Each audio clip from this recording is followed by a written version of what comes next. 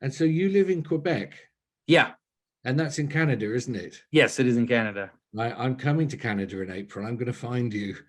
Where are you going? Canada's a big place, Martin. Well, I'm going to tour it over a few weeks. But if you ever fancy doing something on Gawain and the Green Knight, for example, that would be amazing. We could tell it and explore it together. You know, get a few people together. I'd really be up for that. That'd be a marvel. Yeah, definitely keep me posted. I would definitely love to do that.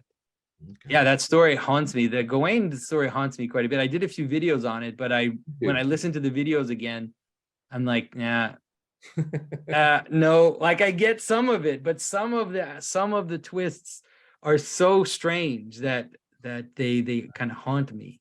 Well, what our viewers probably don't know, but Mark of course knows, is that you and I both had COVID when we were first meant to do that. We got sick at the same time, and I was 6,000 miles away from home, and I entered, having known the story superficially for years. Every time I closed my eyes for that week of COVID, I was plunged quite almost unpleasantly into the story of Gawain and the Green Knight, and have crawled out of the other end of it. And it's all tied up with being sick personally during the thing into a very different understanding. So I'm looking for opportunities to work with others to explore it, especially figures like the Green Knight himself, who from the moment he arrives in Arthur's court announces effectively he's a Christian. He says, you know, I come here under the auspices of the bright mind of Christ.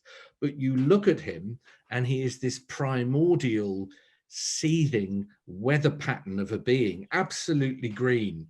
It's not just green armor, it's green skin, it's green hair. The only thing in him that isn't green is his eyes, which are like little lumps of fire or coals, or he's holly.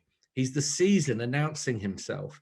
But then the more you look at the Christian roots of the chivalric code, you begin to understand that the process of Gawain, sorry folks, we've gone off piste here. Gawain just getting to Bertilak's castle, just getting there across the Wirral and the north of England is absolutely an encounter with the underworld itself. He goes to hell to be tested. Then in Bertilak's castle, with the seduction, the attempted seduction of the lady of the place, he's tested through a kind of heaven. He says it. So anyway, the long shot is this is a magnificent, strange story, and I'd love to explore it with you. Yeah, definitely, because I have tended to want to see I've tended to want to see the moment in the castle as really a part of going through the underworld. And the reason why is because there's like an inversion of, there's like a weird flip of what is happening, where there's, on the one hand, he is now not being, the prowess is Bertilak's prowess in terms of hunting the animals, and he has to avoid the woman. Like he's in his bed, like that's where he's not out fighting, he's not doing the things that knights do, he's in his bed, in his bedroom, and he has to avoid the maiden. And it's like, well, she's not a maiden, he has to avoid the woman. And it's like, what? And then I still, like, when I think about the last moment, when I think about the belt, or I'm not sure what that is. Like, I still don't completely understand what it is that he compromises.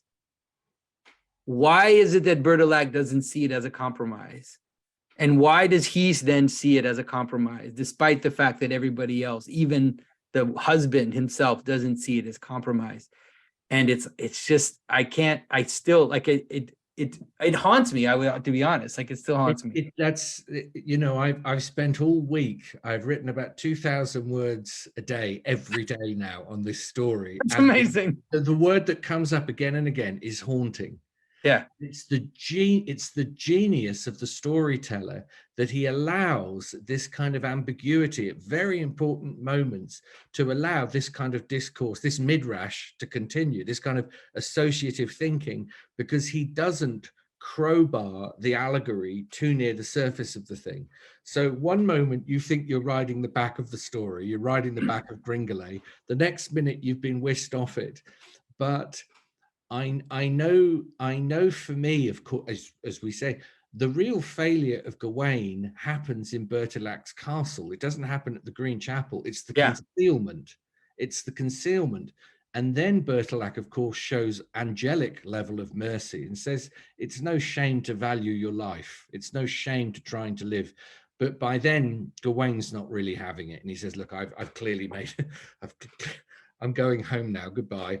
And he leaves, he doesn't want to go back to the castle and clink glasses with Morgana Le Fay or anything like that. But it is beautiful when he tells the story to Arthur, leader of men, that they say, okay, once a year we'll wear this sash as an example, I suppose, of our own frailty, our own humanity.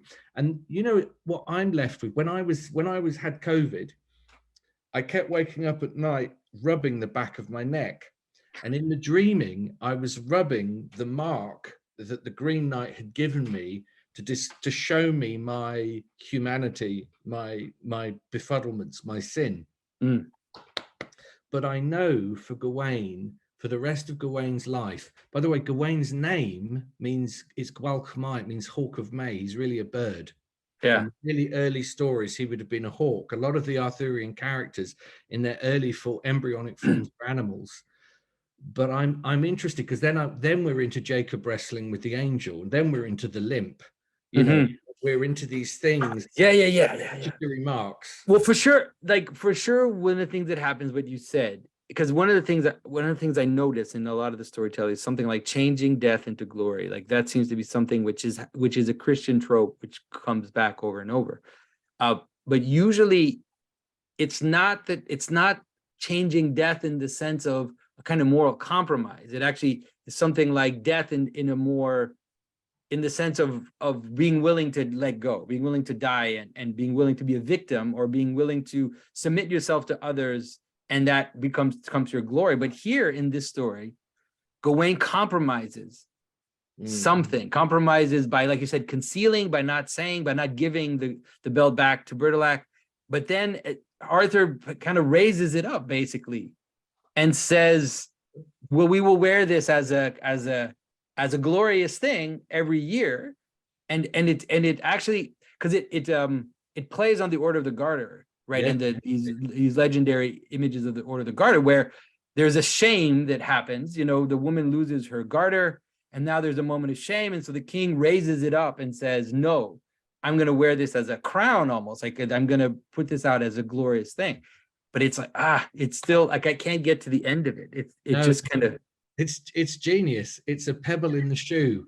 I told the story on Sunday morning to a group, and people were really upset about the ending. They were really upset. And I mean, a lot of them really enjoyed it, but people privately came to me and said, no, he failed. He failed. And right. It was wrong that Arthur made this good. It was wrong. And of course, as you know, it does mean that Gawain is not really going to be the guy that discovers the Grail. Right. Not going to get into the terrain that a Parsifal or a Galahad. He's not going to get into that high vibrational frequency.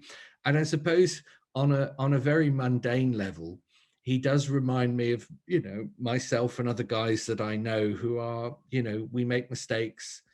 To be continued anyway. And yeah, definitely. That would be wonderful.